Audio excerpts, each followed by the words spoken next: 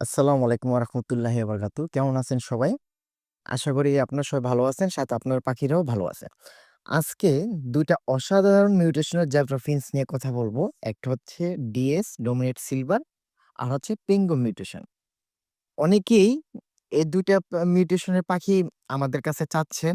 অনেকদিন ধরে ঘুরতেছেন, কিন্তু আমরা পাখি ব্রিডিং সিজন শেষ হওয়ার কারণে দিতে পারছি না। কিন্তু এই অসাধারণ ২ টা মিউটেশন পাখি আপনি ইচ্ছা করলে এই সময়ের ভিতরে কিছু অল্প দামের পাখি দিয়ে, সাধারণ মিউটেশন পাখি দিয়েও প্রোডিউস করে নিতে পারেন।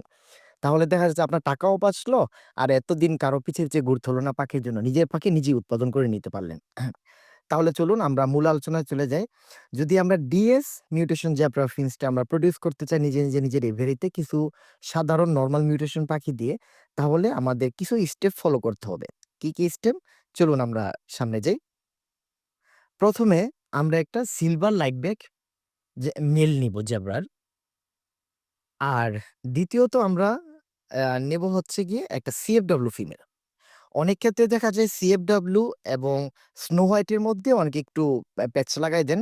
যে সিএফডব্লিউ ফিন্সটার ক্ষেত্রে খেয়াল করলে দেখবেন যে চোখের নিচে একটা টিয়ার মার্ক থাকে, আর লেজের মধ্যে একটা মার্কিং থাকে সিলভার কালার শ্যাডোর মতো। আর স্নো হোয়াইট একেবারে ফ্রেশ থাকে, টেল টু হেড পর্যন্ত কোনো দাগ থাকবে না। এ হচ্ছে সিএফডব্লিউ আর স্নো হোয়াইটের মধ্যে পার্থক্য। তো আমরা এখন যদি সিএফডব্লিউ এবং একটা সিলভার লাইটব্যাক মেল যদি আমরা এখানে পেয়ার করি, তাহলে আমাদের রেজাল্ট কি আসবে? সেখান থেকে আমরা সরাসরি ডিএস মিউটেশনের পাখি পাবো। মেল বা ফিমেল পাবো। দেন ডিএস মিউটেশন একটা ডোমিনেট আ মিউটেশনের পাখি। ডোমিনেট মিউটেশন হচ্ছে কি? যে আপনার পেয়ারের মধ্যে কোনো একটা ডোমিনেট জিন থাকলে, আপনার মেল বা ফিমেলে থাকলে অপরটার মধ্যে কোনো ডোমিনেট জিন না থাকলেও আপনারা ব্রিড করালে সেখান থেকে সরাসরি ওই পাখিটাই পেয়ে যাবেন।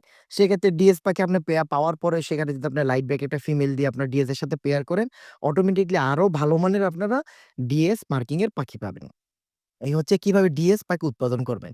এখন আসি আমরা কিভাবে পিএনজি বা পেঙ্গুইন মিউটেশনের জেব্রা ফিন্স আমরা নিজেরা প্রোডিউস করব কিছু সিম্পল মিউটেশনের পাখি দিয়ে। আচ্ছা, ১ম এ আ আমরা এর জন্য ও নিবো হচ্ছে গিয়ে একটা ব্লাক ব্রেস্টেড মিল। মানে বিবি মিউটেশনের মিল নিবো। এটা একটা সাধারণ কমন জেব্রা ফিন্স মিউটেশন সবার কাছেই থাকে। সচরাচর কম দামের ভিতরে আপনার পেয়ে যাবে। তবে একটু সাইজ ভালো দেখে কিনবেন, যাতে আপনার পরবর্তী আ বংশধরের যে পাখিগুলো আসবে যাতে একটু ভালো সাইজের পাখি হয় আরকি। আর এটার সাথে নিবেন হচ্ছে আমাদের একটা স্নো হোয়াইট ফিমেল।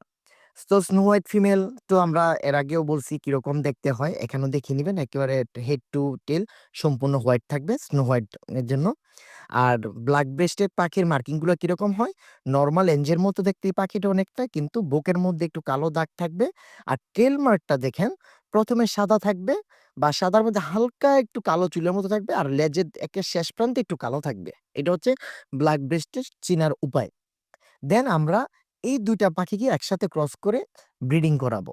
এই ২ টাকে যখন আপনার জেব্রা, স্নো হোয়াইট ফিমেল এবং বিবি মিউটেশন মেল যখন আমরা একসাথে পেয়ার করে ক্রস করব, তখন এ থেকে আপনি কি পাবেন?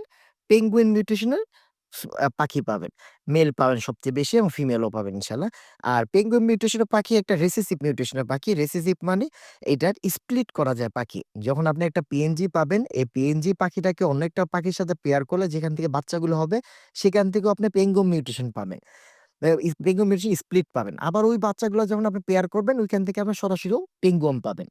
তো ভাই, আমরা ২ টা সিম্পল স্টেপ ফলো করার পরে আমরা দেখা যাচ্ছে কি ডিএস মিউটেশন এবং পিএনজি মিউটেশনের পাখি, ২ টা অসাধারণ মিউটেশন পাখি আমরা প্রোডিউস করতে পারতেছি।